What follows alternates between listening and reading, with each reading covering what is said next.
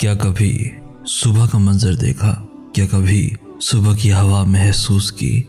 यानी सारी रात उस शख्स के लिए रोकर आंखें सुजाली जिसने तुम्हारी मोहब्बत का मीम नहीं, हे नहीं, बे नहीं, ते नहीं, बल्कि पूरा का पूरा लफ्ज मोहब्बत का मजाक बनाया। और उसकी सुबह का मंजर ना देखा जिसने तुम्हें पैदा किया, जिसने तुम्हें दो खूबसूरत आंखें दी। इस वजह से नहीं दी कि तुम लोगों को रो जो तुम्हें छोड़ गए हैं। रब तो तेरी शाहरग से भी ज्यादा करीब है।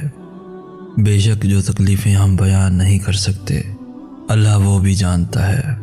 अगर तुम खुदा पर भरोसा रखते हो तो उसके इंसाफ पर भी भरोसा रखो, क्योंकि मकाफात अमल अटल है। दोस्तों, लंबी